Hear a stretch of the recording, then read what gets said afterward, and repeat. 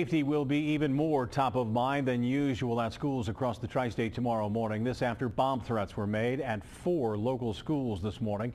2 weeks ago, there were threats at 70 schools across the state of Ohio. And although none of them was credible, it's caught the attention of Homeland Security. Local 12's Brad Underwood joins us now with why investigators think the same person may be responsible for all of them. Brad? Rob, that certainly could be the case. No one has come out and directly linked any of the threats from today or to the ones from September 24th. But one police chief that I spoke with said he sees a lot of similarities in these threats based on the call, the numbers that were traced, and the subpoenas that they are gathering both locally and with federal officials. And all of this putting them just a little closer to figuring out who's responsible. As concerned parents converge on 4 schools Wednesday morning, there's only one thing on their minds: finding their children safe. They sent the text message at 10:06. 6 minutes after the threat was called into Oakdale Elementary, Davina Thompson got the text message saying her child was safe and out of the building. It's pretty scary because you never know if it's an actual threat or not. 3 other schools took similar action.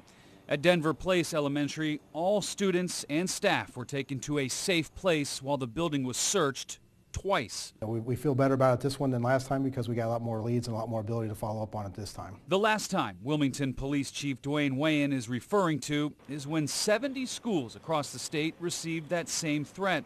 An automated message saying there's a bomb in the school waiting to be detonated. This is a swatting incident, so a lot of people are getting the same phone call. I believe somewhere, the last time this happened, it was somewhere in a neighborhood of about 200 schools that had received the same message all over. But since then, local departments like Wilmington are working with the FBI and the Fusion Center, a centralized Homeland Security team, to track down where the calls came from. It's a tedious process of getting subpoenas, getting search warrants to actually trace the calls back.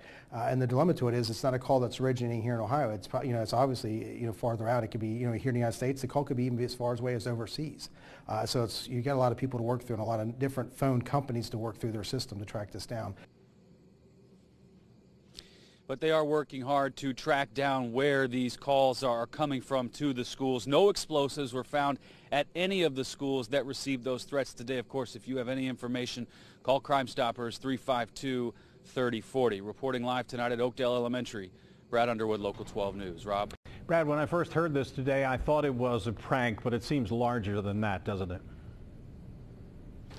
It really does. And when you start to today, with only being 4, but you look back over the last couple of weeks, 70 in one day, and none of them credible. Not a single thing found anywhere, certainly seeming like a hoax, but no one taking this lightly. They're going to find out who's responsible, and you better believe not only locally, but federal charges will be filed against whoever is responsible for making these threats. Brad, thanks very much. There was a separate threat at Hamilton High School today. Police in the school district were advised that a student posted on Facebook that he was at school with a gun. Turns out he didn't have a gun, but police still arrested him. Tonight he's in the Juvenile Justice Center charged with inducing panic, which is a felony.